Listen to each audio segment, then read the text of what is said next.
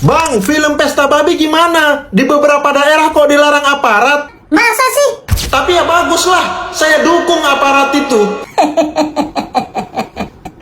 Begini, ini penilaian dan pendapat pribadi saya. Jujur, saya tidak melihat upaya pelarangan pemutaran film Pesta Babi oleh aparat itu sebagai bentuk pembungkaman berekspresi, melainkan langkah proteksi terhadap strategi internasionalisasi isu Papua yang dibalut label hak asasi manusia. Secara empiris, penggunaan judul internasionalnya Pigface Colonization in Our Time adalah upaya sistematis untuk menggeser status Papua dari wilayah sah NKRI menjadi seolah-olah wilayah jajahan. Ini narasi yang berbahaya, yang selaras dengan agenda organisasi luar untuk mendesak intervensi internasional di forum PBB. Di balik layar, adanya indikasi keterlibatan organisasi global seperti Greenpeace dan Rainforest Foundation patut dicermati sebagai bagian dari persaingan ekonomi global. Kritik tajam terhadap industri sawit dan tebu dalam film tersebut berfungsi sebagai instrumen hambatan dagang non-tarif guna menekan komoditas unggulan Indonesia demi melindungi minyak nabati barat. Dengan menghambat proyek strategis nasional di sana, pertumbuhan ekonomi Papua akan tertahan,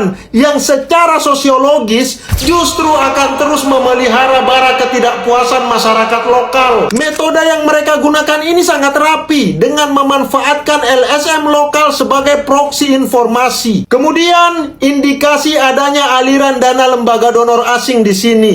Itu memungkinkan terciptanya konten berkualitas tinggi yang mampu memobilisasi opini publik secara masif namun asimetris. Masyarakat hanya disuguhi sisi gelap pembangunan tanpa perimbangan data mengenai pentingnya infrastruktur bagi pertahanan wilayah. Lalu hal ini diperparah lagi dengan upaya delegitimasi TNI Polri yang digambarkan secara konsisten sebagai instrumen represif dalam film itu, yang menurut saya ini bertujuan untuk meruntuhkan kepercayaan publik kepada aparat kita, agar kelompok separatis mendapatkan panggung internasional saat kontrol negara melemah. Kemudian secara hukum, pendistribusian film ini tanpa surat tanda lulus sensor STLS dari lembaga sensor film. Ini jelas merupakan bentuk pembangkangan sipil yang nyata terhadap hukum negara. Kita sepakat, demokrasi memang memberikan ruang bagi kritik. Namun demokrasi yang kuat